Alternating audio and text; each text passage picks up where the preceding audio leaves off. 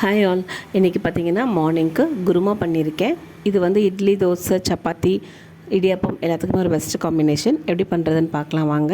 ஒரு கடாயில் கொஞ்சமாக எண்ணெய் விட்டுட்டு 4 பட்டை, கிராம்பு, 4 ஏலக்காய், 3 பிரிஞ்சி இலை போட்டுட்டு 3 பெரிய வெங்காயத்தை நீட்டமாக கட் பண்ணி அதில் ஆட் பண்ணி கோல்டன் கலர் வர வரைக்கும் ஃப்ரை பண்ணிக்கோங்க. இதில் கலர் ரொம்ப இம்பார்ட்டண்ட்.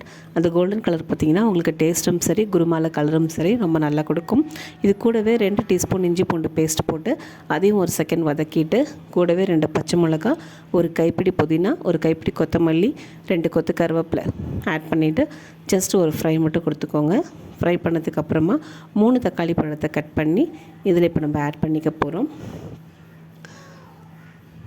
தக்காளி பழம் பார்த்திங்கன்னா நல்லா வெந்து வரணும், அதாவது குழஞ்சி வரணும். அது வரைக்கும் நம்ம அப்படியே இதை ஃப்ரை பண்ணிக்கலாம். தக்காளி வதங்கிறதுக்கு வேணால் நீங்கள் லைட்டாக உப்பு ஆட் பண்ணிக்கோங்க. ஸோ சீக்கிரமாக குக் ஆகிடும். தக்காளி பழத்து கூடவே நான் இப்போ பார்த்திங்கன்னா இது வதங்கிறதுக்குள்ளே நம்ம ஒரு பேஸ்ட் அரைச்சிட்டு வந்துடலாம். அது பார்த்திங்கன்னா தேங்காய், முந்திரி, கசகசா, சோம்பு எல்லாமே வச்சுட்டு அது ஒரு பேஸ்ட் அரைச்சி வச்சுக்கோங்க.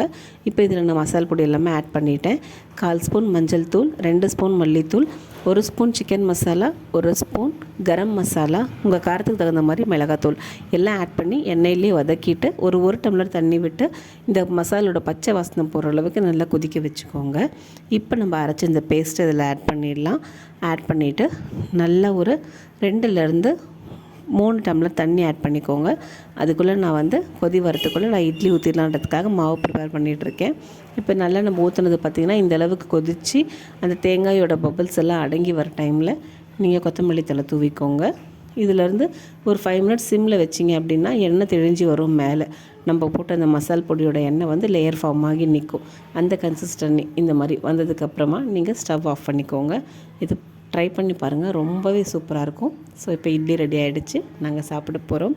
தேங்க்யூ ஸோ மச் ஃபார் வாட்சிங். பாய் பாய்.